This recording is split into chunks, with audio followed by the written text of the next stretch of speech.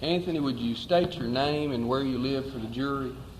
My name's Anthony Lynn Hollingsworth. I live at Route 2, Box 1428, Sycamore in Marion. All right. Do you actually live in Marion, or do you live in the Lakeshore Trailer Park? I live in Lakeshore Trailer Park. Now, Anthony, I want to direct your attention to a Wednesday night, May the 5th, in 1993. Did you go with your mother and others to pick up your aunt, grandmother, or whatever she was at the laundromat? Yes, sir. All right. And who all went in the car with you? It was me, my brother, my sister, mom, dad, and my little brother's girlfriend. All right. And you know about what time that was when y'all went? Let's see, she got off there at 10:30. I think she got off at 10:30. Okay. And where did she work? The laundromat on,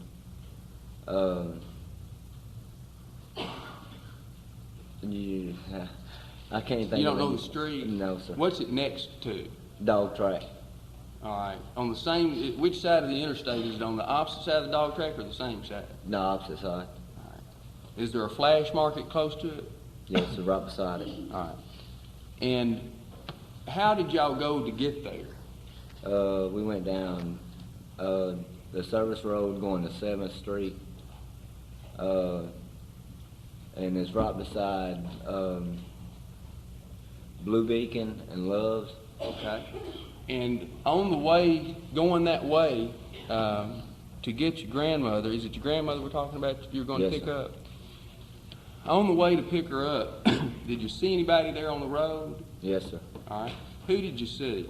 Damien and Dominique. All right. Is the person who you refer to as Damien, is he in the courtroom? Yes, sir, it's right there. Which one? The black one. All right. Your Honor, may the record reflect the witnesses identified the defendant. May so reflect. All right. And what did you said somebody else. Who else did you say? Dominique, his girlfriend. All right. What does she look like? She's red-headed, about 5'4", Okay. Thin? real thin. All right. What, about how long was her hair? About middle waist to right here. Okay, about middle waist. Yeah. When you say middle waist right here, do you mean it's that long, or middle waist between there and their head? What do you mean? Yeah, it ain't real long, but it's not short neither. Okay. All right. I understand what you're talking about. All right, and how are they dressed? They was wearing all black. Okay. And did you notice anything about their clothes? Yes, sir. What did you notice? It's what you call dirty. Okay. All right, now after going by there, did you go and pick up your grandmother? Yes, sir. All right. I don't have any further questions.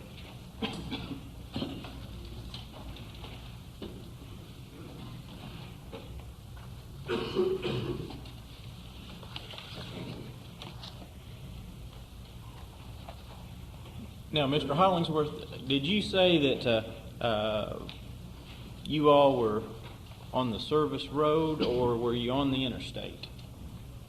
Sir, we was on the service road. You were on the service road when you say that you saw Dominique and Damien, is that correct? Yes, sir. Okay. Now, who did you say was in that car? My whole family and plus a girl. Okay, let's name them first. Who's your father?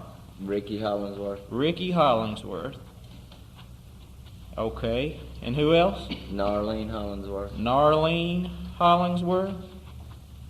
Tabitha Hollingsworth. Tabitha. Is that your sister? Yes, sir. Okay. Mary Hollingsworth. Now, who is Mary Hollingsworth? My other sister. And who else? Little Rick. Little Rick. That's my brother.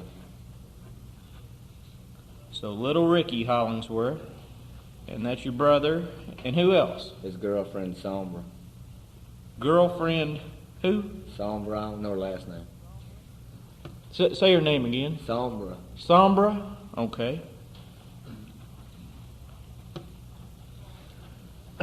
And you all were going where again?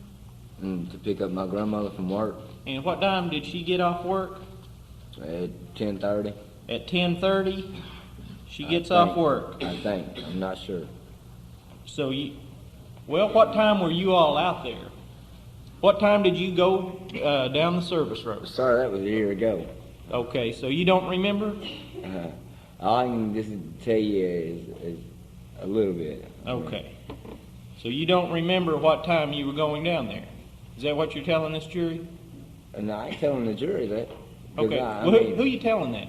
to you. Okay. I'm the one talking to you. Okay. Well, tell me now. Do you remember what time it was? I'll say 10:30. You say it's 10:30. Okay. Now, what kind of vehicle was this? It's a red Ford Escort. A red Station wagon. Ford Escort? Yes, sir. You say station wagon? Yes, sir. How many seats are in there? 2 and plus in the back. There's Okay. 2 front seats, then you got a back seat, and then you got the back for like a spare or something. And that's where most of the kids are sitting in the back. When you say kids, who are you talking about as kids? Rick and Somber and Mary. You're sure that you were on the service road, is that correct? Yes, sir. Okay. Where were you seated? On the middle seat. I was sitting right next to my grandmother when she got in. So you were in the middle seat. Yes, sir. Who else was sitting there? It was me, Tabitha, and which my dad was sitting in the front with Mom, which was Ricky. But when she got in, we made enough room for her so she could get in. Who was driving? Narlene? Is Narlene your mom? Yes, sir. Okay. And so you were in the middle with all these people. You were in that middle seat. Which side? I was on the passenger side where the door is. Is there not a door on both sides? Yes, sir. But I'm telling you, I was sitting on the right. Okay. Now,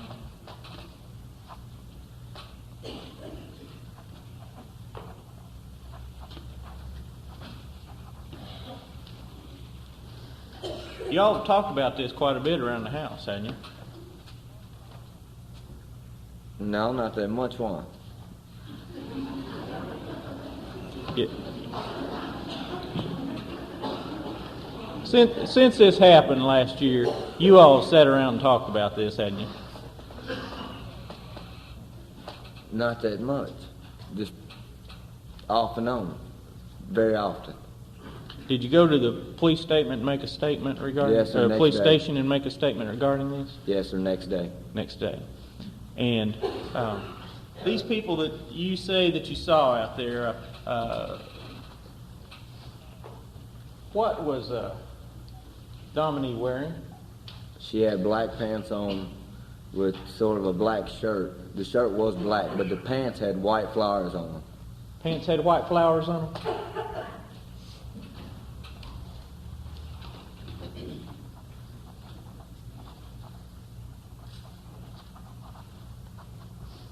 Are you sure this is the people that were in there? In the car? Yes, sir. Okay. Just a minute. Your Honor.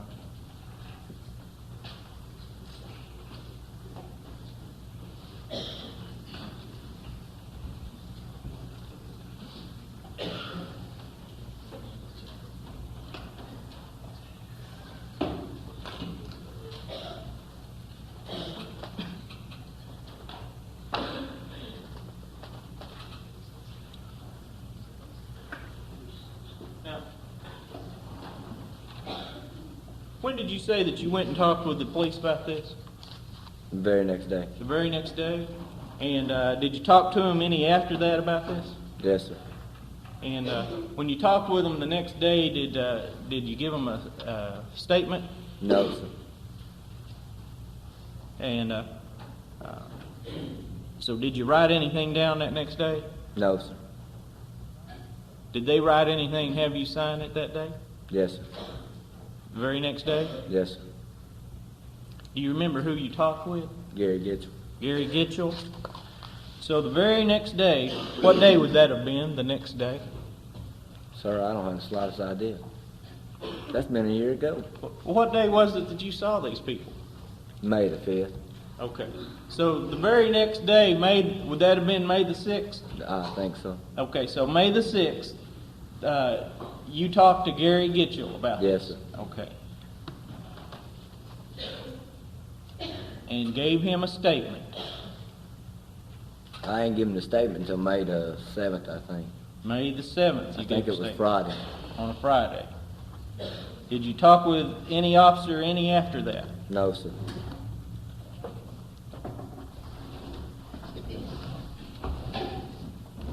Did you talk with, is this your signature down at the bottom of this page? Yes, sir. Okay. And can you read those dates? Yes, sir. What are those dates? And May the 13th. Look at it again here. It says the 25th day of May the 3rd. Okay. Did you also talk with them on May 25th? Yes, sir. Could it have been, that's when you talked with them rather than these other times? Yes, sir. I made my statement May the 3rd, I think, or 25th. May the 25th is when you talked to them? Yes. So it wasn't the next day? No, sorry Okay. about that. Okay. And that's the only time that you talked with them since then? Yes, sir.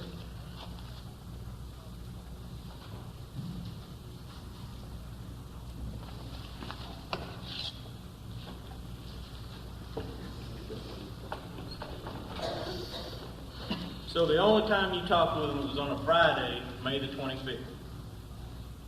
Is that correct? Yes, sir.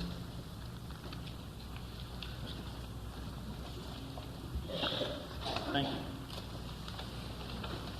We're almost there.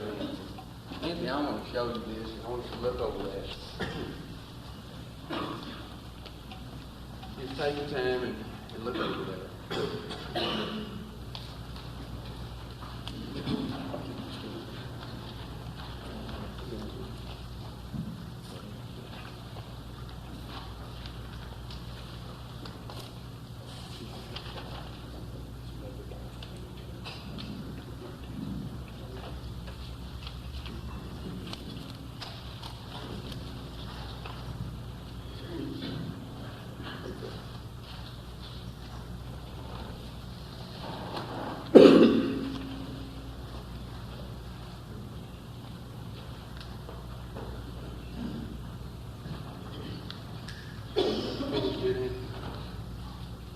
Yes, sir. All right. Is that the statement that you gave to the police? Yes, sir. All right. And it was on May the 25th, was it? Yes, sir. At least that's what the date is on there. That's right. When you gave that statement, looking over that statement, does that help refresh your memory as to the time it was when you saw them? Yes, sir. All right. Let me get over here where I can see the statement. And did you write in here, tell them what time you saw them? See right here.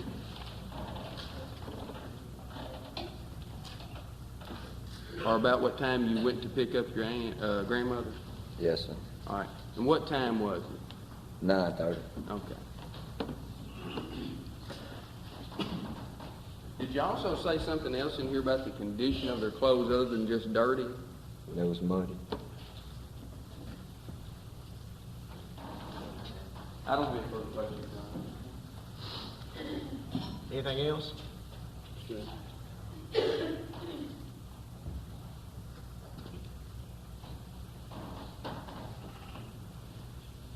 Nothing further, Your Honor. Thanks, you may stand down. You're free to go. Call your next witness. Could you state your name and occupation for the jury? Yes, sir. My name is Michael Deguglielmo. That's Deguglielmo.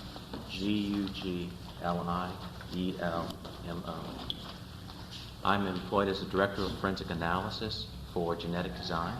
And what is genetic design? Genetic Design is a genetic testing company that specializes in human identification. We do testing in primarily 3 areas. I'm responsible for a forensic laboratory which tests primarily criminal cases, in some cases involving parentage where there are deceased individuals.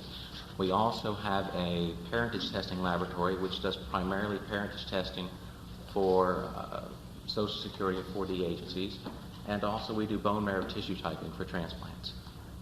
And what is your education, background, training, and experience to qualify you in this area? I have a Bachelor of Science degree in biology from Bob Jones University, post-baccalaureate studies in biology and chemistry from East Carolina University, a Master of Science degree in microbiology and genetics from North Carolina State University, continuing graduate education from North Carolina State University and University of Virginia. I have also, since completing school, I've worked with the North Carolina State Bureau of Investigation in Raleigh, North Carolina, where I was responsible for establishing a DNA testing laboratory with the state, and have had continuing education through the American Academy of Forensic Sciences and numerous local and regional affiliations of the Academy as far as workshops and seminars go. Your Honor, we would submit the witness as an expert in his field. No objection. All right, you may proceed. In the course of your duties with genetic design, did you receive a number of items from either the Arkansas State Crime Laboratory or the West Memphis Police Department for analysis? Yes, sir, I did. And among those items, did you receive samples of the victim's blood, which would be James Michael Moore, Christopher Byers, Stephen Branch? Yes, sir, I did. And did you also receive some what were labeled by the crime lab as, by Mr. Channel, as Q4 and Q39 as possible tissue from some ligatures? Yes, sir, we did. And what tests, if any, were performed on those particular items, this possible tissue? Our laboratory does DNA testing, specifically in criminal cases, and there are two basic types of DNA testing. Those two types of testing are decided between based upon the evidence in any given case and the amount of the evidence that we actually have to work with. The first type is what's referred to as a restriction fragment length polymorphism, or RFLP, and that's the more conventional DNA testing that, as things stand right now, we would prefer to do in every case because we can gain more information from it. However, we require a certain amount of DNA in order to be able to do that test. And in this case, these items in particular contain very, very small quantities of DNA, if any detectable DNA. And because of that, we use the second type of DNA testing, which is called PCR analysis. And it works where there are very small, minute amounts that we can work with, but unfortunately is not quite as informative as the initial type. In this particular case, we performed two different PCR-based tests to try to differentiate between the various items of evidence. All right, and what were the results on the test performed on the items Q4 and Q39, the possible tissue from the ligatures? Those two items failed to reveal the presence of any detectable amounts of DNA. The first portion of the analysis is for us to remove the DNA from the items and to try to get an idea as far as how much is there that we have to work with. The quantitation that we do is a rough approximation. It gives us a general idea, but in this particular case, there was no detectable DNA there from those items. All right, no detectable DNA from this possible tissue. That's correct. All right, and what does that mean as a practical matter in layman's terms? Well, what that means is one of several things. First of all, it might not have been a human specimen. It might have been any number of things that you would find on items of evidence that are exposed to the environment. Or it could have been human tissue that was either too small and degraded so that we were not able to obtain DNA from it. Unfortunately, any biological material, when exposed to various conditions, will start to decompose and degrade. And the DNA contained in it will decompose and degrade as well. And if that occurs, especially in very small specimens, sometimes it's not possible to detect anything that would have been there. Now, did you also examine some cuttings submitted by Mr. Channel which were labeled as Q6, which for the jury's purposes came from Exhibit 48, and Q10 coming from Exhibit 45, some pants or jeans? Yes, sir, we did. All right, and did you perform the same type of tests on those items that you did on the possible tissue? Yes, sir, we did. And what were the results of those tests? Well, those two particular items were submitted to us as what we would consider question stains. In evidentiary specimens, when we're dealing with question stains, we do a slightly different procedure, because many times in cases those stains will contain a mixture of seminal material and other potential biological evidence. So we do what's referred to as a differential extraction. All right, now what does that mean? The purpose of the differential extraction is to separate sperm cells from any other biological material that might be there. For what type of thing would that be? Well, typically, to give you the best example, a typical sexual assault case, the evidentiary material will most likely be an item of clothing or vaginal swabs from a female victim. The material contained there will be comprised of two things. One, epithelial cells from the victim, and sperm cells from any potential perpetrator in the case. Our goal would be to separate those two types of cells, and that can be accomplished by taking advantage of certain physical properties of sperm cells that make them different from other cells. And in doing so, it enables us to be able to more accurately compare the specimens to the various people who are going to test down the road. Okay. And you performed those tests on the cuttings from the pants? Yes, sir. All right. And what were the results of those tests? Well, the results of that test showed that we did recover a small amount of human DNA from those two items. Particularly when we do this, as I mentioned, differential extraction, we separate them into sperm and non-sperm components. And we, in this test, detected small amounts of DNA in the sperm or male components of the two specimens which we were testing. It was what we would consider to be a marginal amount, meaning it was basically at the threshold of what we might be able to detect using the analysis, but it was definitely DNA that was there. From that, we then would proceed with the remainder of the PCR-based testing to try to get a type from those particular specimens. Were you able to do that in this case? Unfortunately, with those items, no, sir. Blue jeans in particular contain, depending on the variety of brands, a number of sizings and different dyes that many times, and I shouldn't say many times, roughly half and half, will interfere with the actual enzymatic activity that's required to do the test. And when that occurs and we're not able to remove that material from the blue jean that we've gotten the cutting from, what happens is that we are able to get no result from it. Even though the DNA is there, it becomes impossible for what we refer to as amplification to occur, because the enzyme can't function in the presence of those inhibitors. All right. Now, if I understand correctly, when you run these tests, you end up with two, I think you call them fractions, is that Yes, right? sir. The epithelial Yes, sir. fraction and the sperm fraction. Correct. And when you ran the tests, in this case, did you find any DNA in the epithelial or non-male fraction? None that I could detect. All right. And what did you find in the sperm fraction? What I found in the sperm fraction was a small amount of DNA. And by small amount, to be specific, the threshold of limitation for this particular quantitation or measurement of how much DNA there is set at what is 50 picograms of DNA. Now, to give you an idea, picograms is part of a metric measurement, just like meters or kilometers or kilograms. And the best way to envision this is that the basic unit of measurement is a gram, and that is approximately the size of a dime. When we're talking about DNA, we measure it in micrograms or nanograms or picograms. And a picogram is approximately 1/trillionth of a gram. The threshold for detection with this test is 50 picograms, or 50 trillionths of a gram. It's an extremely small quantity, but you've got to consider that that has to fit inside of the individual cells in our body, so it by necessity has to be small.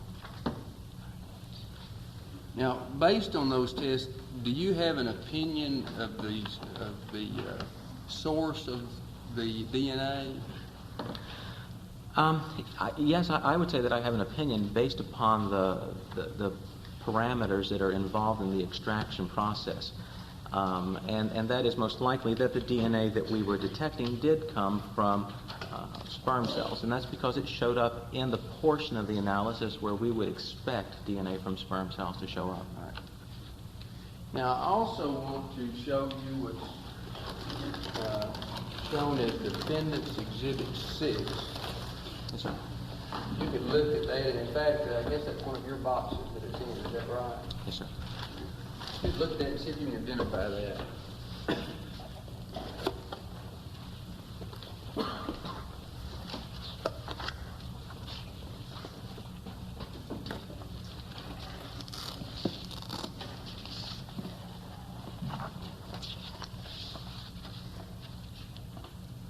Yes, sir. It's a knife.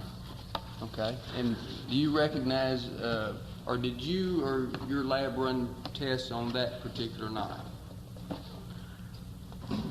I ran tests on material that we recovered from a knife that yes, sir, did look Okay. like this knife that we packaged in a box like that. Okay.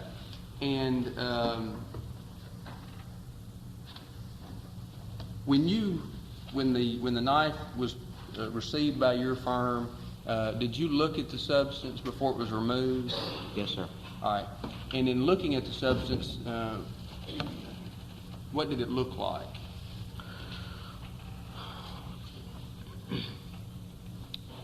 When we received the material on this particular knife, it was relayed to us that there was a small amount of what appeared to be blood that was dried or tissue in a crevice on the knife where the knife folds when it locks. And there was definitely a material there. I cannot personally say that it was blood or tissue or that it was dirt from actually looking at it. All right. But then you ran somehow you removed the substance. That's correct. And then you ran some tests on it. Is that correct? Yes, sir. And what were the results of those tests?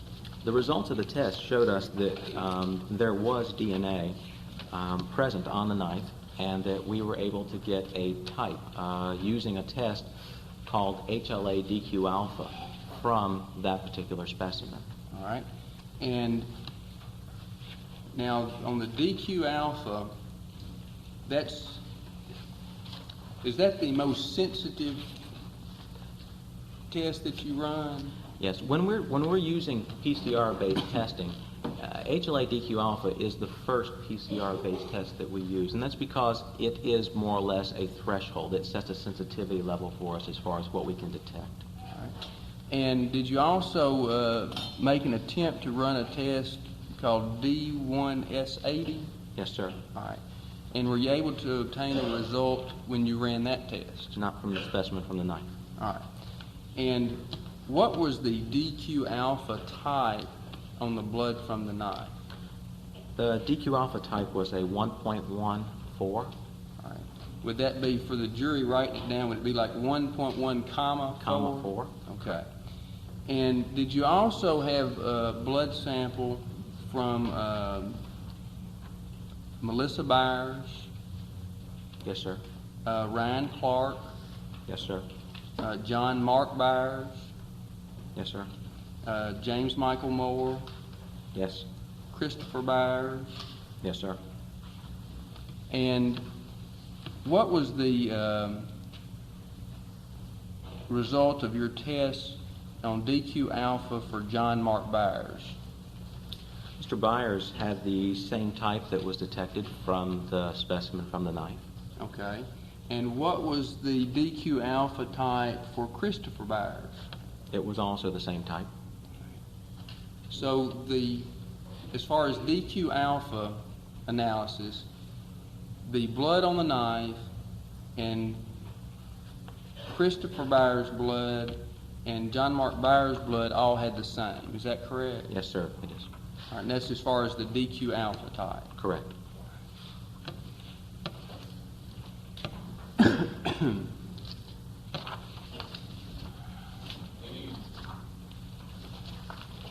I could have just a moment.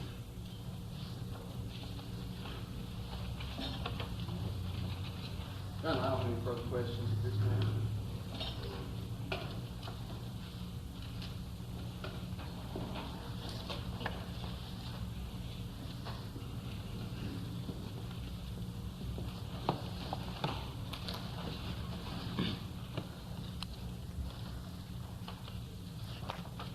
Mr. Deguglielmo, if you could turn to your July 13th, 1993 report. Yes, sir. All right. On the front of the report, on May the 24th, 1993, you received approximately 10 items of evidence, specifically item number 4. What is listed there? Blood sample from Damien W. Echols. All right. And then on the second page, did you perform an HLA DQ alpha test on the blood sample of Damien Wayne Echols? Yes, sir. And what type of DNA did he have based upon that test? The HLA DQ alpha type for Mr. Echols was a 2,3. Okay. Now the 2,3, that is different, or is that different than the 1.1,4 that you mentioned earlier? Yes, sir, it is. All right. All right, if you go back to the January 27th report, Okay. was it on January the 10th, 1994, that you received the knife that you referred to a few moments ago? Yes, sir. All right. And the number was I guess the numbers are getting real confusing, but the number that was previously assigned to that, was that an E-178?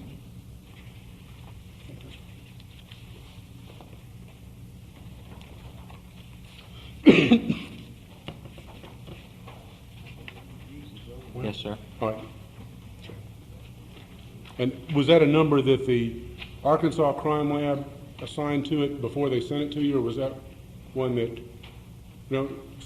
you received this knife directly from Gary Gitchell? Yes, sir. All right. Was that the E-178, is that something that your lab assigned to it, or is that something No, sir. previous? All right. And if I can post the witness, the knife that you referred to came out of this bag, which has been previously marked for identification purposes as E6. Is that correct? Yes, sir. Or the defense exhibit number E6. Okay. And the knife that you looked at, that is the knife, when you testified earlier on direct examination, that is the knife that you examined. Well, the box that we had returned it in has been opened, so I am under the assumption that it was that same knife. It's the one. It's like the one we packaged in that box. All right. Sir. We'll stipulate the same knife. All right.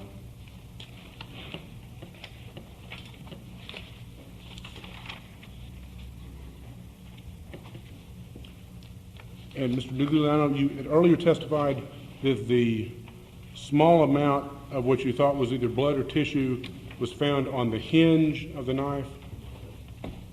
What would, when the blade is closed, there's a recessed portion of the knife back where the knife blade actually makes contact with the casing portion of the knife. And the portion that we removed was from that recessed part of the knife there where the two come together. all right. So, did you find any substance that you tested on the blade portion of the knife? No, sir.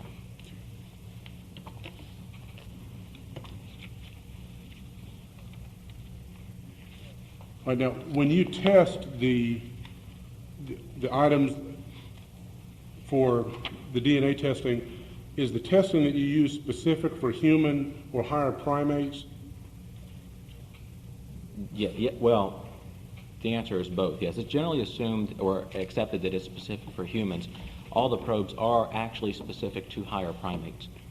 All right, but based on the test that you did, the item that you found on the knife would not have come from an animal such as a deer? No, sir. All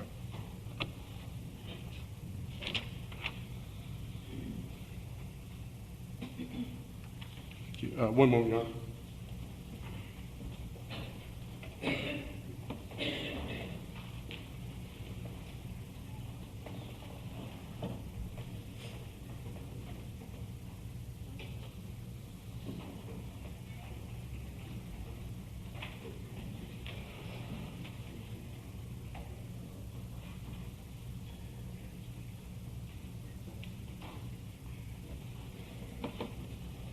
Nothing further at this time, Your Honor.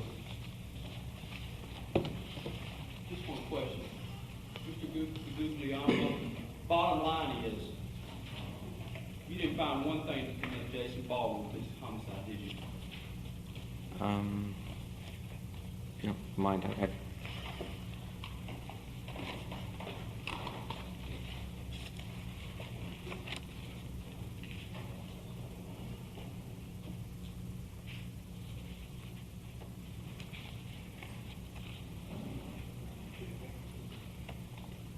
no, sir. Mr. Baldwin's type was a 1.24.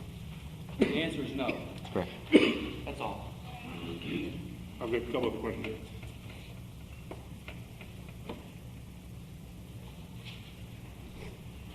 The first batch of tests that you did, do you recall approximately how much the laboratory's fee was for doing those tests?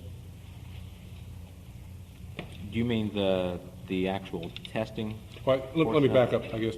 Your lab charges a certain amount per each test that's done. Yes, sir. All right. And do you recall if y'all had performed approximately 13 tests the initial time? Yes, sir. On those 13 items that were received on May 24th and June 7th. All right. Would the total bill of the lab at that time have been $4,550? Yes, sir. All right. And then there were some other items that y'all were sent throughout the rest of the investigation, and was the bill for the remaining items approximately $3,800? Yes, sir. And besides those amounts, obviously you charge for testifying in court. Yes, sir. All right. Nothing further, Your Honor. And of all that $7,000 of reports, you found absolutely nothing to connect Jason Baldwin with this crime, did you? None of the things that I tested matched Mr. Baldwin. That's all. Thank you.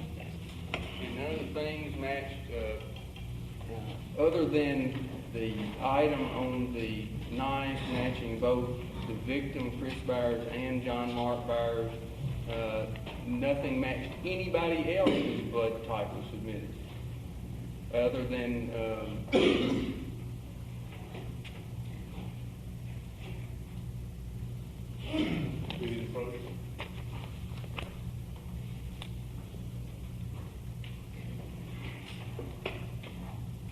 I think he's gonna change his mind. other than a T-shirt that's not involved in this case.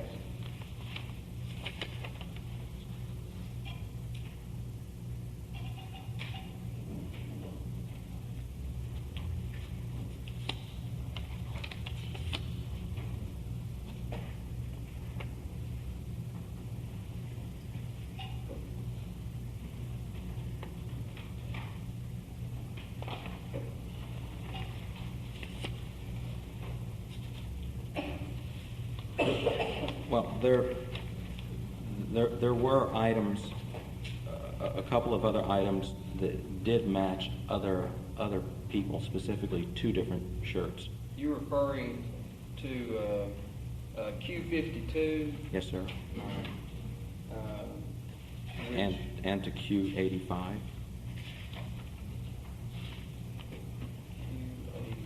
Hang on, all right, and that's the T-shirt that's not involved in this particular case. Okay. And on Q52, you aware that the blood on that matched the person whose shirt it came from? I don't know whose shirt it was. Okay. No, sir. But other than those things, nothing matched anybody. Up until the knife and Right. the hair specimen. Yes, sir. Right. That's correct. Okay. I don't have any further questions. None of the items that you tested matched Damien Echols?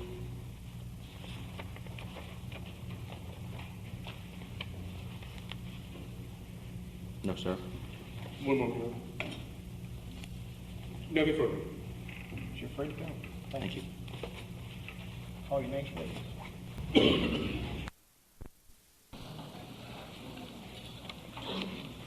Y'all know who Pamela Zampella of today's edition is? Sir? I have no idea. What is today's edition? I don't have any idea. What would you say? Today's edition.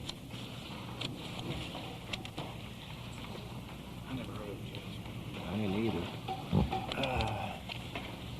Your Honor, this witness is a juvenile officer, and we anticipate that his testimony may involve some statements that may have been made well before any of these incidents when... I might can save some time. At this point, the only purpose I plan to put him on for is the same purpose he testified in the last trial, Which was? that he saw, a few months before, saw Damien, Jason, and Jesse walking to Lakeshore wearing black coats and carrying staffs. Well, it puts them together. The kids died from head injury from staff. Something that How long before was it? I think it was November 15th. I think that's right. Yeah, that's what we testified. So nothing And that's about all you're gonna any ask? That's all juvenile I'm gonna ask record you or about? anything? No. Or about his beliefs and Satanism. No. Unless y'all do. And if y'all want to ask me, I don't mind. Well, we've already been ruled we can't ask that, so... What? You don't want to spice it up a little bit and start talking about the devil, obviously.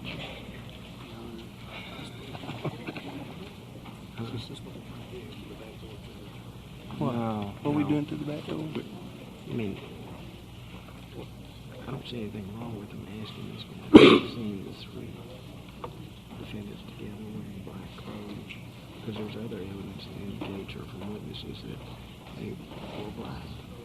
So 6 months prior to the murder. What's the relevance of wearing black? I got on a black suit. You got on a black robe. What's the relevance of that, Judge? What's the relevance of what happened in October, November '92? It shows their acquaintanceship and relationship to each other. One time? No, he saw more than that together. That's just me. And we want to stipulate that they were friends. Or? No.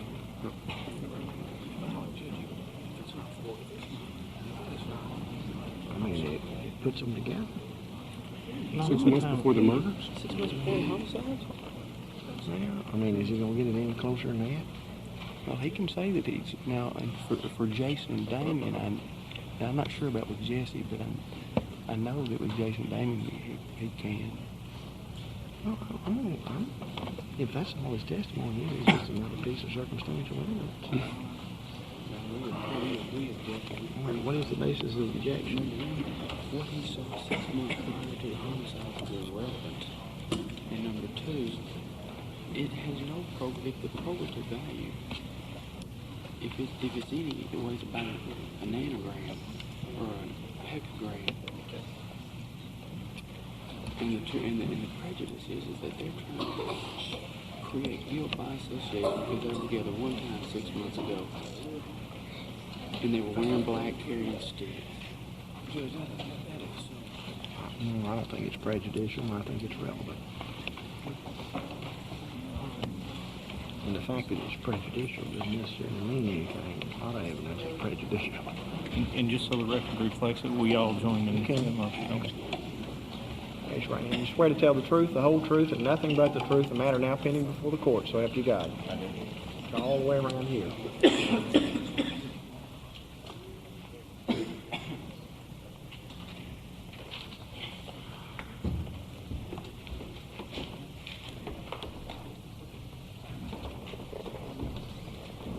Could you state your name and occupation for the jury? Jerry Driver, I'm the Chief Juvenile Officer in Crittenden County. And Mr. Driver, in your since you've been in Crittenden County, are you acquainted with Damien Echols? Yes, I am. Are you also acquainted with Jason Baldwin Yes, sir. and Jesse Miskelly? Yes, sir. Now, I wanted you to direct your attention to November the 15th, 1992. Did you have an occasion on that time to be in Lakeshore Trailer Park? Yes, I did. And what were the circumstances, general circumstances under which you were there? I was out there on a normal drive-through and happened to stop with a car that we suspected of having a drunk driver. While we were out at that car, we saw three gentlemen walk by. All right. Who were It was they? Damien Echols, Jesse Miskelly, and Jason Baldwin. And how were they dressed? in black with long coats, And did they have anything in their hands? long sticks or staffs. Now, is the person you've referred to as Jason Baldwin, is he in the courtroom? Yes, sir. Where is he? Right over there in the green shirt. All right. May the record reflect the witnesses identified the defendant. May so reflect. And the person you've referred to as Damien Echols, is he in the courtroom? Yes, sir. They're in the white shirt. All right. May the record reflect the witnesses identified the defendant. May so reflect. Now, subsequent to that date, did you see the three of these people together on other occasions? I've seen them on several occasions. And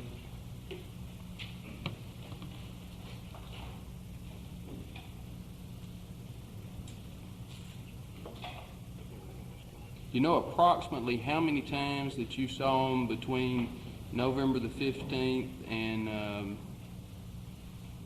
June the 3rd? Approximately. Maybe 2 or 3 times. Okay. And do you know where you saw them? Twice, I think, at Walmart and once out in the trailer park. All right. And were they all three together, or just two, or just one, or how were they? Well, for about 3 times I saw 3 of them together, and then several more times than that I've seen 2 of them together. Okay. And when you saw the 2 of them together, who was that? Damien and Jason. And how were they dressed? Generally in black.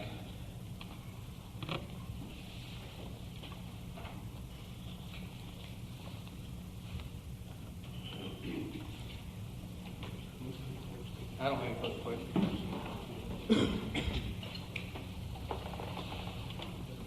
Mr. Driver, I've got on a black suit. Is there anything wrong with wearing a black suit? No, sir. Judge has got on a black robe. Anything wrong with wearing a black robe? No, sir. Anything wrong with 3 people together wearing black? No, sir. Okay. Did you see Mr. Echols on May 5th, 1992? I don't recall. So, I don't even remember.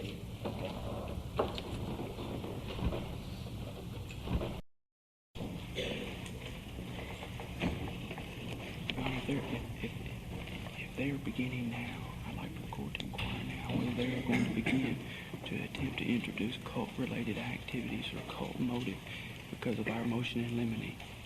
If they are, there needs to be that in-camera hearing that the court has ordered. I don't know if that's You what guys they're not doing. about nuts anymore? No, we're not.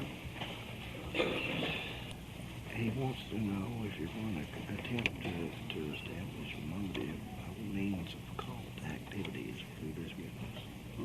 What? I missed something. No, they didn't. I'm asking if y'all are beginning to attempt to establish cult activity or cult motive for this crime, that there's an order that requires an in-camera I'm not hearing. gonna. I'm asking. I'm not asking him anything about that. Okay, this witness. If you already been sworn, Jim, raise your right hand. You swear to tell the truth, the whole truth, and nothing but the truth in the matter now pending before the court. So help you God. Yes. Could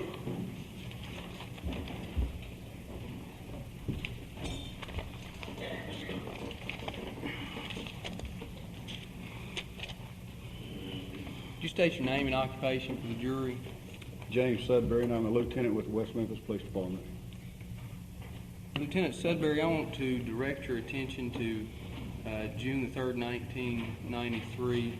On that date, did you accompany other officers to the residence of Damien Echols? Yes, sir, I did. And when you arrived there, do you recall who was there, who was present? There was Jason Baldwin, Damien Echols, Dominic Keir, and as best I remember, Damien's sister, and I don't recall her name. I want to show you what I've marked for identification purposes in State's Exhibit 99. Ask if you can identify that. Yes, sir, that's Jason Baldwin. Your Honor, we would offer State's Exhibit 99.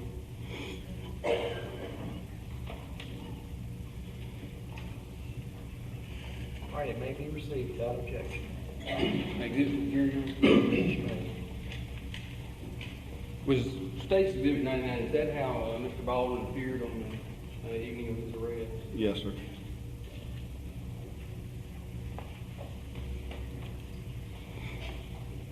I want to show you State's Exhibit 100 and ask if you can identify that.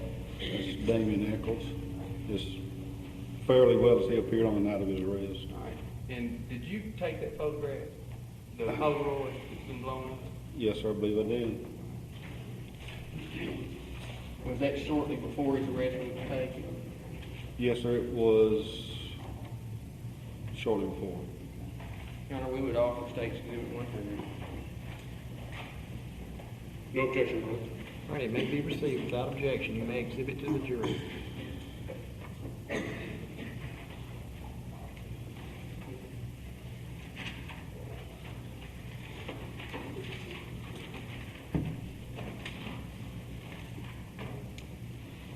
Your Honor, I don't have any further questions at this time. Just briefly, if I could see the exhibit 100.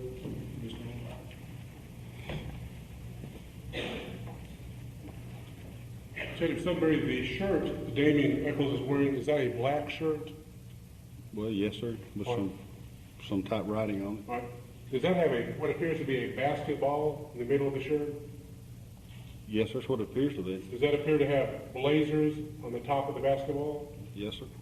Are you aware that the Portland Trail Blazers colors of the professional NBA basketball league are black? I believe that pretty well describes it there. Nothing further.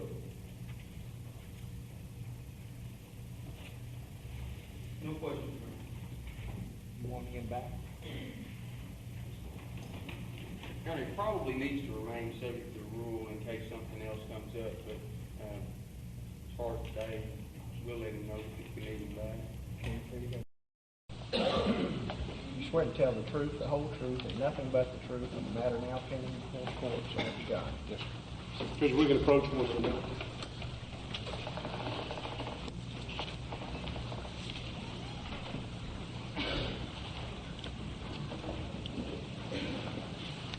Judge, there's a notation during the statement that Mr. Durham took of my client that indicates that after a short period, Mr. Echols ceased to deny his involvement, which is an admission through absence of denial. We're not going to ask him about it.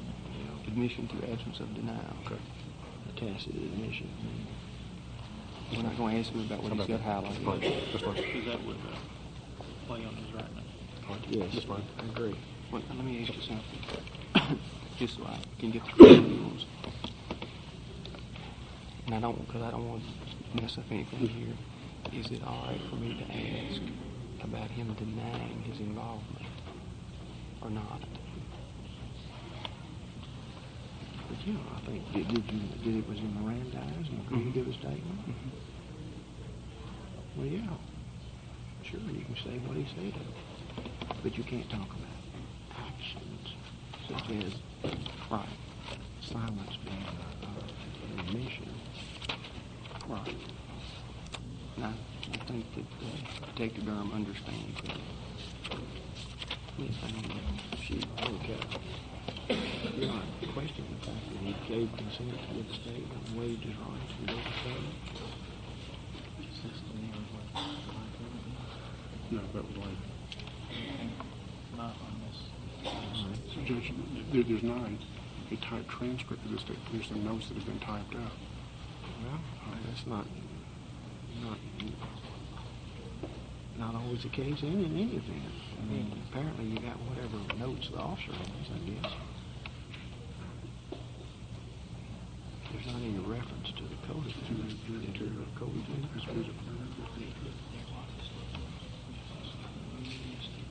Oh, you're talking about the questionnaire. You don't make reference to that.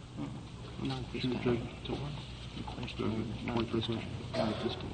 There's also a reference in here that after talking to my client denying involvement in murders after 45 minutes, Mr. Durham asked him, what was he afraid of, and he replied, the electric chair. And he said he liked the hospital a lot. And he said he'd been treated for manic depression after he certainly objected. On what basis? Well, the fact about him being treated for manic depressive is certainly not relevant at this point in this proceeding. The fact about him being asked, was he afraid of the electric chair? I think that is admissible. If it was after he was advised of his rights and he waived them, that's a statement he made after being advised of his rights. I think it's fair game. But not the fact that he didn't respond. You know, I'm not going to let an officer say that, well, when I asked him, could you do it, he was silent. As the report summarizes a 45-minute conversation in 2 lines, the subject denied any involvement in the crime. After approximately 45 minutes, I asked the subject what he was afraid of, and he replied the electric chair. And then the question, then the step reference about being in the hospital lock, which was admissible. The hospital lock also, which was pursuant to a juvenile court order, defense petition.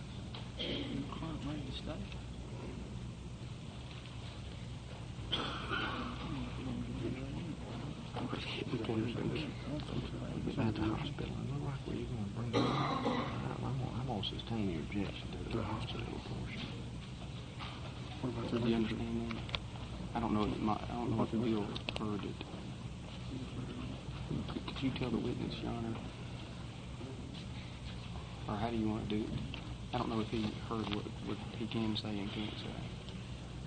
It's not going to be a very long examination. I don't know about the cross-examination, but I'm only planning on asking a few questions. But I don't. You got to establish that he was Mirandized, that he waived it. Well, if they're not objecting to it, I mean, I guess I can do that in front of them. Now, if they weren't going to object, I wasn't going to go through all that. I think he can do it 1, 2, 3, 4. Basically, going to get into business about the electric chair. That's about the extent of it, isn't it? About what? About the electric chair. Well, that and the fact that he said that if he would tell us all about it, we'd let him talk to his mother. No, that's, We object to that, Your Honor. That's an application of the Fifth Amendment rights. Your Honor. All right, I can't get on. All right, ladies and gentlemen, you can have another 15-minute recess with the admonition not to discuss the case. This is my favorite. What's that?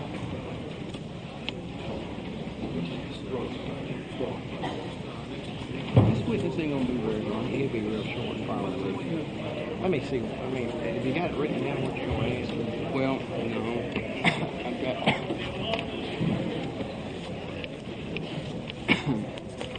He's got it in quote mark down there. What were y'all talking about? Asking the questionnaire that was What I was used in going this? no, there's a questionnaire that was used to ask a bunch of questions. We'll get to that later. But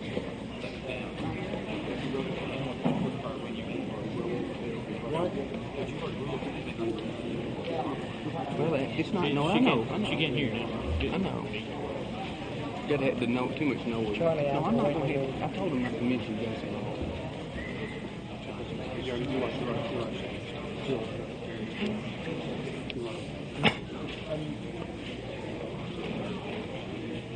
Oh, my son. Hey, Marty. Okay, let me take a recess. Okay.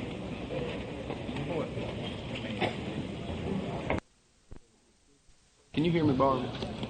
Whether he had questioned the defendant, Damien Echols, did he at first deny his involvement? Did Detective Durham ask him what he was afraid of? What was his response? And then ask him, did he at some point, or what if anything did he say about telling you anything? And then Detective Durham would respond with what Damien Echols said, which was, I'll tell you all about it if you'll let me talk to my mother. And then we were going to end there. Wait, what is your theory of why that's not admissible? Could I see that? Same thing. I think I might let him say the comment on the hospital, but not the paraphrase that he was being treated for manic depression illness. We may stay away from the hospital. Yeah, we're going to stay away from the hospital. That altogether. So don't say anything about the hospital, did he say? Judge, we submit that by him requesting to talk to his mother, and by talking to his mother, if that's an exercise of his constitutional rights. And, well, did they ask him any questions beyond that? And again, he denied being involved in the murder. Well, Your Honor, if he had been a juvenile, I would agree asking for your parent would be equivalent, but this is an adult. Well, but I mean, even if it were adult, and if they said instead of talking to my mother, I want to talk to my lawyer. Well, they did ask questions beyond that, but we're not going to ask anything beyond that point. Was this the day that Mike Everett was beating on the jail door and they wouldn't let him in because they said he would have to do that? I'm not sure Or was that about the next day? I'm not sure about that. I If can't that honestly comes up, say. if that comes up, then we need a deno hearing on whether or not, If what comes up. if you're going to ask, it is that? Yes, today. We need a deno hearing on that, and we'll get Mike Everett here. Well, why hadn't we done this before? Yes, sir. We submit that Mike Everett was banging on the door requesting to talk to Damien Echols, that he had informed the police that he was representing Damien Echols, and the police did not allow Mr. Everett to talk to Mr. Echols in violation of his constitutional rights. Well, only an adult can only exercise his own constitutional rights. Somebody else can't exercise it for him, and he never requested an attorney. If a lawyer is banging on the door to say, I want to talk to my client, and the police don't let him do that, that's a violation of his rights. Did they not let him That's talk? the Finley case, Judge. Did they not let him talk to you? Yes, sir, that's correct. They did not let him talk to him. I would like to see the Finley case. Sure. I'm familiar with the Finley case. What is But it? I'm not sure that's what it says. That was the Well, case that the Ed Finley- Durham called up the police department and he said, I don't want Finley talking to anybody. And if they still talked to him, they didn't get him the message. And Your Honor, But that's not the same facts here. yes, sir. No, he Mike was- Everett was he was knocking saying- on the door when he was being questioned by the officers, saying, I want to talk to my client. I want to talk to Damien Echols. Don't talk. Stop questioning. Stop They wouldn't questioning. let him in the jail. But the question I've got is, Judge, when was that thing sent to the defense counsel, and how long has there been a suppression motion filed, and why in the world didn't somebody ask to have a hearing on it before we're sitting here in the middle of trial? You carry the burden, friend. You should have asked for the Oh, boy. No, the state carries the burdens on You remember all anything about Mike Everett knocking on your interrogations door? are presumed involuntary. You carry the burden. But I mean, So you're the one that should have had the Your Honor, I understand that Mr. Everett was Sure, there, Bob. but it's my understanding. Where's the check? You know, when he arrived there in relation to the whole thing, I don't know. But Damien Echols never requested an attorney. He was advised of his rights, waived his right to an attorney, talked to the officers. Damien's mother went out, and he's 18 now. Damien's mother went out and got Mr. Everett to come up there. And then he was allowed apparently to talk to his mother, and Mr. Everett was there. Well, no, Mr. Everett. In fact, Mr. Everett wasn't there yet when he talked to his mother. Wasn't even there? I mean, he wasn't even there when this was taking place. That's different. Not We when. submit that he was, and we requested our hearing. Well, if he was allowed to talk to his mother, Mr. Everett wasn't even there when he was allowed to talk to his mother. I think Mr. Everett was there knocking on the door and they wouldn't let him in. And we That's requested the way I our hearing. understand it. What time did Mr. Everett tell you he got there? I don't remember. What time? I don't specifically remember this time. All right, we'll do that Monday morning. Well, you know, what does the Finley case say? Well, basically, as I remember the Finley case, How can it be his attorney if he doesn't hire well, him? this guy, That's exactly what this, but there was one thing that was different in Finley, though, because Ed Berry called him up on the telephone, and he had him repeat aloud over the telephone to the police officers, I do not want to talk with anybody until I talk with my attorney, and he repeated that. It's completely different. yeah, it's a different set. Well, we couldn't even get to that because we don't even get to that issue They wouldn't because have they to. won't let him in. Well, the an jail attorney door. can't solicit people. he was not soliciting, and the state made that same objection in the Finley case by arguing, well, if Mr. Finley hadn't been hired and hadn't been appointed, he's not his lawyer. The Supreme Court said, no, that's wrong. Well, he had personal contact with him about it. That's what I just said I was going to do. On Monday, that'd be fine then. Well, we'll have to bring all that up, though. That's what they're saying. This is going to take half a day. Can get Mike on up here. You know, I thought that we had something. That's why we had all those hearings all along, so we'd take care of all that. And in fact, when we had the last batch in Osceola, did y'all not even go because you didn't have anything to be heard? Not at that time. I mean, this motion Well, was on file, I mean, right? that's right. I mean, We this, didn't go. We already had a previous appointment with Dr. Fred. Well, do you all know whether or not Mike was there at the time this interview was being taken? it's our understanding that he was. we'll be glad to have him here Monday morning. I just don't see how somebody else can, without having any contact with the person, just out of the blue come up there, hear somebody's under arrest, come up there and say, don't talk to him.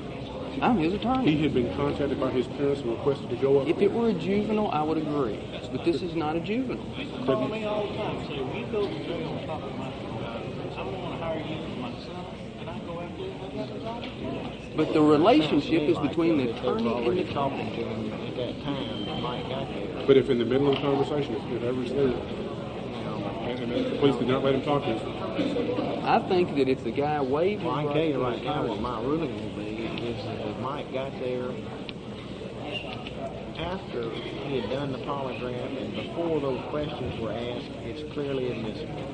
But if it's in between that time, which is obviously is a factual question, and we only have a one-page report containing approximately 3 hours of questioning. Depends on when Mr. Everett got there. What time did he get there? Well, we don't know specifically. We'll put that on Monday. And it seems to me like it's going to be awfully hard for Mr. Everett to describe when he got there, since he got. He's saying that it's going to be hard for Mr. Everett to do. How's Mr. Everett going to know what happened in the back room? He's not. I already said that. Thank you. Just recess. Get that Finley case. I don't think it's applicable to these facts at all. The Finley case was my case. Yeah. I don't remember the details. Can you come up there? Huh? If you get a chance, come on up there if you get a Yeah, I chance. will. Yeah, it must be nice to have everything all in order and don't have to work on any other motions, y'all. Are you kidding me? I'm not. All right, I'm on recess. All right, court will be in recess until Monday morning at 9:30. All right, y'all got in. I'm gonna go tell the jury to go home. Got brought back out here. You on up?